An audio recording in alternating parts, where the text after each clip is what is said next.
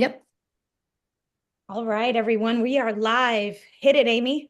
All right. Welcome. We have a special guest today. We have Dr. James Alwyn, or is it Alwine? Alwine. Alwine, I'm sorry. Dr. James Alwine, a virologist and professor emeritus at the University of Pennsylvania.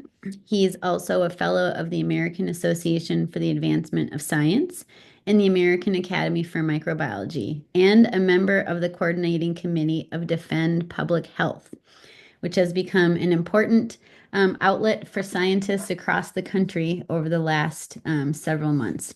And we're here today to talk about an op-ed that he has written, and what we're going to talk a little bit about that. So, Dr. Alwine, welcome. Thank you so much for coming. And please go ahead and tell us a little bit about your op-ed. Thank you, Amy and Tony. It's really a pleasure to be here. Yeah, the idea of my op-ed was to bring into light events that have happened in the past that show the power of American science, of American health research, particularly the strength of the infrastructure that has been built in this country between many different universities and institutes, all funded by the National Institutes of Health. And this is an infrastructure that is so powerful. It has effects all around the world, collaborations all around the world, Mhm. and it has brought about so many discoveries. And the one I wrote about was one I really experienced while I was at the University of Pennsylvania. I was the associate director of the Cancer Center at that time, and I witnessed the development of the CAR T cell therapy, which cured the first childhood leukemia at the University of Pennsylvania. And I watched this happen over many years, and it showed to me in a very emotional way how powerful American science was. And I wanted to bring this out and talk about this because, first of all, it's emotional, and I want people to know that scientists are emotional people. I think right now we are in a period of time when scientists are looked at as elitists, aloof. The MAGA right would like to hate us, I think. And I wanted to show that scientists are emotional, that we come from humble backgrounds, many of us. We share many experiences with people all around the world. Um, so that was one of the main purposes of writing that. But I also wanted to make the point that we are losing this ability to be a strong scientific country, as Robert F. Kennedy and Elon Musk and Trump are tearing down NIH, the CDC, the FDA, and USAID. I particularly am worried about what we're doing with USAID and World Health being involved. Um, so these are the points I wanted to make. American science was very strong. It's being torn down, and we have to fight against this. And I think every scientist out there, and I just don't mean life scientists, I mean every scientist in this country must fight back against this. It's not a time for us to run back in the lab and do experiments, which is comfortable, because these are uncomfortable times, and we have to get out there and write op-eds, protest, do everything we can, and also communicate with the people and show us how we are people like them. We're good people. We're scientists. I love that so much. I have to jump in and say woohoo to what you've said because, Dr. Amy and I have been singing that from the rooftops that we need Oh, to get out of the labs. We have to get out of our clinics. We have to talk to the humans that we're trying to serve. and answer their questions. And I think we're just in this place, and I've been doing a lot of reflecting on this, and we're in this place because we haven't done that. It's That's been this exactly very right. siloed work that we do, this gate kept work that we do. And I think that we have to get to a place where, yes, I love how you laid out where we are and the fact that this administration is tearing it down. But every colleague I've ever spoken to has always been very vocal about the limitations of the systems and institutions that we were already in. And I feel like this is an opportunity for us to, okay, fine, you're tearing it down. Let's build it back better, right? Like, let's build it back to a place where, we are including the community in what we're doing. We are including voice in what we're doing. We are open to change if something isn't working, right? I think that there's so much opportunity to, okay, fine, you want to dismantle it? No problem. Now, the folks that were very critical, who were in the institutions like us, about how things needed to work better, can now come together and say, okay, well, let's build it back this way. But I love that. I love what you said. Well, the Build Back Better idea is great. I just worry right now that we don't have the leadership that's going to make it possible. That's why we as scientists have to come up and protest and be vocal in every way we possibly can. Agreed. I agree. I agree with you, Dr. Alwine. I think that we It's as scientists, or Jim, Jim. Yeah, it's Jim. um, I think for a long time have just assumed that people trusted that we were doing the right thing. People stick to their labs. And I do think we need to do a better job moving forward through op-eds, through getting out into the community, through peaceful protesting, through things like that, where we can let the public know about the science that we do and how it impacts everyday lives and how pretty much anything that anyone does every day, like getting up with their alarm clock, using a dishwasher, using a microwave or a cell phone, anything anyone does is based on scientific innovation. And a lot of that has come from our country and the amazing scientists that we have right here in the United States. And what's heartbreaking about what's happening is that they're dismantling the greatest scientific minds in the world. And one of my fears is that if we don't get people's attention and we don't start getting some of the funding put back in place and saving some of the scientists here, I fear that some people are going to flee, Yeah, and rightfully so, because scientists need to live. exactly. And I really don't believe that people in the community realize how much economic effect that the science has.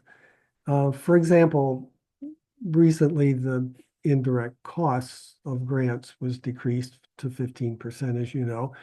And indirect costs, just to explain, are used to support the universities in keeping the labs going, maintaining the labs, the people that do the administration, the people that clean the labs, repair the labs. That's all expense that comes to the university and is paid for by these indirect costs. Now, the dropping of indirect costs means that less research is going to be done. That means that the companies that support the laboratories in the community um, are going to lose business. And people are going to lose their jobs because they're not going to be needed as much.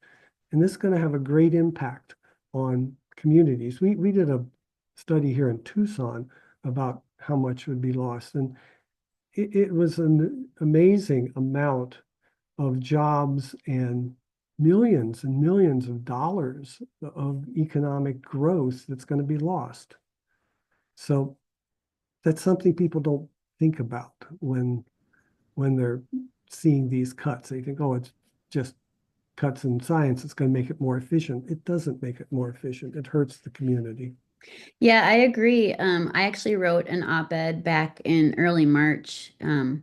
It's a local newspaper here in the Denver and Aurora metro area, and it's called The Front Porch, and we can put it in the show notes. But it was with I wrote it along with the six basic science chairs here at the CU Anschutz Medical Campus, and it was all about indirect costs and how cutting funding will affect not just the scientists, but and not just patients, but like you said, the communities, the people who maintain equipment, the people that are administrative, the people that work and repair all the different equipment. There's so many jobs and there's so much infrastructure that the indirect costs pays for that I think, indirect, the word indirect doesn't sound important. It's misleading. It is, it's very, I think the word indirect should be essential slash foundational, funding for, because without that, you don't have all of the infrastructure that allows labs to keep going. So we put out this op-ed hoping just that people would start to realize that the indirect costs actually had an impact not only on the science but on the communities and the people and all their jobs and the livelihood of people around our communities. So yes. yeah, I agree. We can put that in the.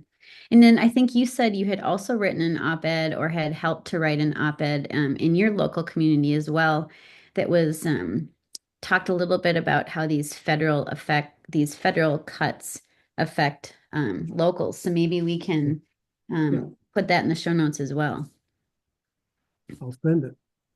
Awesome. No, that would be great. I think it's really helpful to really paint the picture for someone who is, I don't know, working in the local community, somebody who has, a normal, like let's say a teacher in the community or someone who's working for the post office or someone who is, working in an office in their local community. How does what's happening actually affect them? Are we able to paint that picture a little bit for our population? Yes. So as you know, I'm a virologist, and um, there are a lot of viruses happening right now. And what we're not doing well anymore is monitoring viruses. You know, there's a measles epidemic. It's a large number of people, but I think it's much larger than we know because it's not being monitored well. We're not monitoring arising pathogens. And I think most people in America who have lived in the golden age of medicine for the last 20, 30 years don't realize how these viruses are still there. And if we drop our guard, they're going to come to us. The community is going to be affected in very bad ways. So this is something I write about a lot, trying to educate the public that we have to be more vigilant. We have to do the research. Yeah, I agree. I think that well, so I'm a pro-vaccine advocate as an immunologist, and I've been doing it for years. And the thing about public health, which is the same as vaccines, is when it's working well, you don't realize it. You don't see it. It's invisible. You don't see it. So vaccines are a victim of their own success. The public health is a victim of its own success because people only start to understand the importance of all the behind the scenes public health work that no one talks about until things go wrong or until there's some sort of, an outbreak or, um, complaints about public health. But when it's working well, no one notices. And this is one thing I think we also have to do better as scientists. We should talk about all of our successes and all of our wins every time. I mean, I know that most scientists are humble and, don't celebrate small wins, but that's something that I think the public doesn't see because we don't really do it. Do you know what I I, mean? yeah, I think you're exactly right. And I think it's because the public doesn't understand the nature of science. How is the scientific process done? They don't understand how many failures there are, how depressing it can be. And then that moment when you're sitting at your desk and you see something in the data and you know you're the first person in all of time to have made this discovery, that's a really heady feeling, It's an intoxicating feeling. intoxicating. And I that's what, can imagine. that's what keeps us going. But, the scientific process it's not complex, but we just don't talk about it to the public. And they need to know That's right. what an emotional process this can be. I have to share. Last week or the week before, I got a chance to visit the public health laboratories in New York City. And I'm telling you, like the human beings that I met on that tour were unbelievable. Like it's like there is magic, pure magic that is happening in those laboratories. Mhm. And they are in love with what they're doing. Like you've never seen people giddy talking about, oh my God, come and see my new machine. Like, so we don't have to do this by hand anymore. Like, and they're just so excited and they're showing you computer graphs of like how they're able to detect COVID and measles and polio and all of this. And they went through the wastewater process and excited and giddy, literally giddy, like about people coming to visit and to talk about what they love. I mean, true public servants, like they're there because they're really trying to make their city better, and nobody sees that. Like we don't have enough visibility to the folks that are in the back that are working every single day doing really tedious work that enjoy it. Like they're excited. Like every single person was joyful showing us their lab and what they do and explaining their work. And being in the lab, I remember those times when you had your successes and they were few and far between during my thesis. But when you had them, it was just like this party, and excitement. And it's like, you feel like you're actually contributing something to the world. And people don't see that. And I feel like, we need to shout from the magic, from the mountaintops, that there's so much magic in science. There's so much affection and love in science, right? And that it's not here to hurt, it's here to help. And yes, we have to update the way that we do it. We do. We have to face that. We have to face the errors that we have made, and the ways that we've hidden that from the public. But my God, like if we could get there, we'll take everybody along the magical carpet ride. It's so beautiful. It really is. I was really moved by that visit. It's, it's the dedication of these people to making life better for others and themselves, of course. But uh, this is important. What you're saying is very important to get out there. I Is there, agree. oh, go Oh, ahead. Go I was ahead. just going to say that one thing that kind of makes me laugh is with conspiracy theories, as an example. Often they start off with the thing that scientists don't want you to know. Yeah. And what I say that's so hilarious about that is I was like, has anyone ever asked me about my science? Because I won't shut up. Like there is Exactly. no secret. I Yeah. mean, I will tell you about the B cell and antibodies Right. for like the next 20 hours. If you would like, I can draw it for you. I can tell Oh you no, all my pull out secrets. a PowerPoint. You don't want to see that. Yeah. Yeah. The idea that we have a conspiracy against them. Yeah, you're exactly right, Amy. Yeah, yeah. I I could mean, talk people to death with virology. Right. I know, same here with them. Tony and I are both PhD immunologists, and then Tony is also a med peds doc, so MD PhD. But it's just funny because I'm like, clearly the people that say these things don't know any scientists because we won't stop They talking won't about stop. Nobody will stop. And we love it. Like there's it. nothing that brings joy to a person to be able to explain the one, like, oh my God, do you want to hear what I do with fruit flies? Do you really want to hear? Like, I'm excited about this, you know? Yeah, there you go. So this is my, for those of you not on the Zoom or watching this on video, my kids tell me I talk about science so much that they made me a swear jar for when I talk about science when no one asked. That's funny. It's almost full, Amy. It's almost full. Um, I think that, in the short time that we have left, Jim, do you want to talk? Is there anything about the op-ed that you want to highlight that is really important for folks that may not get a chance to read the op-ed that's coming out? What are the things that you want to highlight? And I want you to take that time to explain us. Yeah, well, the highlights are that the infrastructure of American science that has kept us going is the best in the world. Um, it has made great progress in curing some cancers, in making life better for people with diabetes, heart disease, other cancers, many genetic disorders, um, infectious diseases. We've made great inroads into making health better. And that's being torn apart by this administration. And we have to stand up against that. We have to stop that.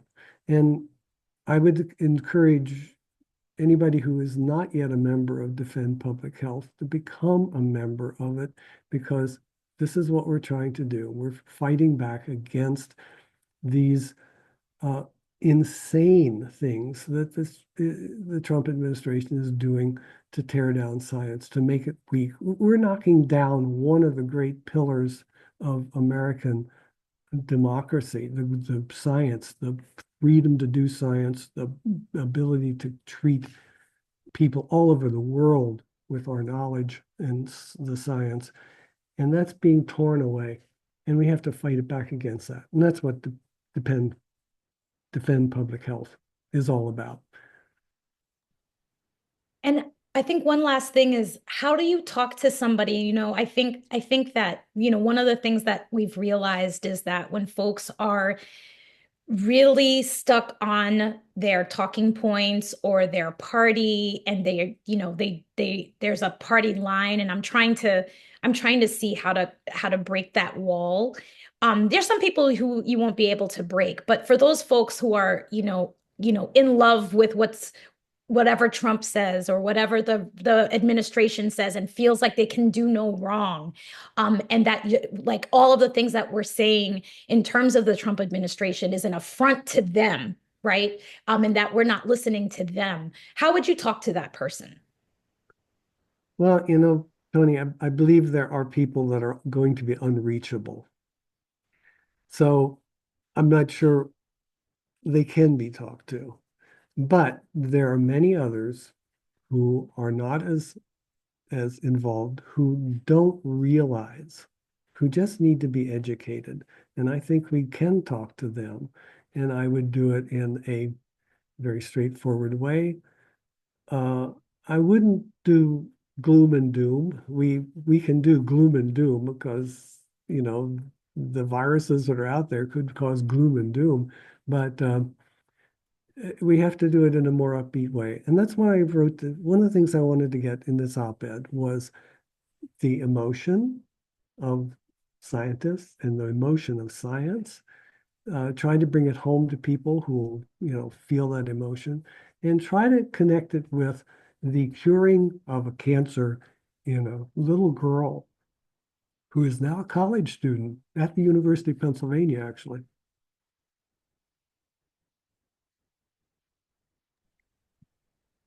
All right. Well, thank you so much for joining us, and It's thank you been a for all pleasure. that yeah, thanks for all that you're doing with writing op-eds, standing up for science, and the group with Defend Public Health. And I'll put a plug in, if you can join that group, if you're interested, please do. We need all hands on deck for this one. All Exactly. right. For sure. Thank you so much, Jim. We appreciate you coming to the podcast. I've enjoyed it. Thank you, Tony and Amy. I've Yeah. had a really good time. All right.